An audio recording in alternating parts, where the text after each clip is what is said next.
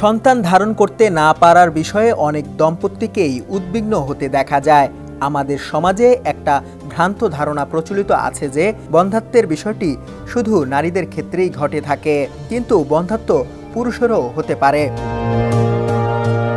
পুরুষের শুক্রাণু যা ভ্রূণ গঠনে মুখ্য ভূমিকা পালন করে, সেই শুক্রাণু যদি কোনোভাবে ফিমেল জেনিটাল ট্র্যাক্ট বা নারীদের যৌনাঙ্গে পৌঁছাতে অক্ষম থাকে, তা পুরুষের বন্ধ্যাত্বের কারণ হিসাবে চিহ্নিত হয়। শুক্রাণু তৈরি না হওয়া। শুক্রাণু তৈরি হচ্ছে কিন্তু পরিমাণে খুবই কম। শুক্রাণুর গতিশীলতা যদি ঠিক না থাকে, অথবা শুক্রাণুর পরিমাণ ঠিক আছে কিন্তু গতিশীলতা ঠিক নেই, শুক্রাণুর আকৃতিগত কোনো সমস্যা যদি থাকে, শুক্রাণু তৈরি হচ্ছে কিন্তু সহবাসে অক্ষমতা বা অপারগতার কারণে ফিমেল জেনেটিক ট্র্যাক্ট বা নারীর যৌনাঙ্গে যদি তা না পৌঁছায়, সেই কারণে পুরুষের বন্ধ্যাত্ব হতে পারে।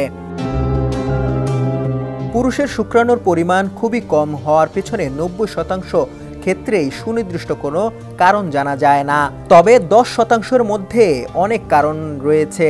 তার মধ্যে জেনেটিক কারণ অন্যতম। পুরুষের শুক্রাণু কমে যাওয়ার পিছনে বর্তমানে পেশাগত দূষণ, আধুনিক জীবনযাপনের ধরন একটি বড় কারণ হয়ে দাঁড়িয়েছে। কম্পিউটার, ল্যাপটপ ও মোবাইল ফোন থেকে নির্গত রশ্মি, দূষিত বাতাস ও পানি, কীটনাশকযুক্ত খাবার খাওয়া, ভিটামিনের ঘাটতি, অ্যালকোহল ও ধূমপানের অভ্যাস শুক্রাণু তৈরি করতে বাধা সৃষ্টি করে। অনিয়ন্ত্রিত ডায়াবেটিস, হরমোনের ভারসাম্যহীনতার ঘাটতি থাকলে, অন্য কোনো রোগের জন্য খেতে হয় এমন কিছু ওষুধ, যেমন হেপাটাইটিস চিকিৎসায় ব্যবহৃত অ্যান্টিহেপটিক, গ্যাস্ট্রিকের জন্য অ্যান্টি আলসারেন্ট জাতীয় ওষুধ, হার্টজনিত ব্যথার জন্য ওষুধ, কেমোথেরাপির মতো ক্যান্সারের ওষুধের কারণে শুক্রাণু কমে যেতে চায়, অনেক সময় বন্ধ হয়ে যায়। কারো কারো শুক্রাণু চলাচলের নালীতে কোনো সমস্যা নেই, কিন্তু শুক্রাণু তৈরি হচ্ছে না। এর কারণ হিসাবে দেখা যায় শুক্রাণু কমে যাওয়ার কারণগুলোই এক সময় শুক্রাণু উৎপন্ন প্রক্রিয়া পুরোপুরি বন্ধ করে দিতে পারে।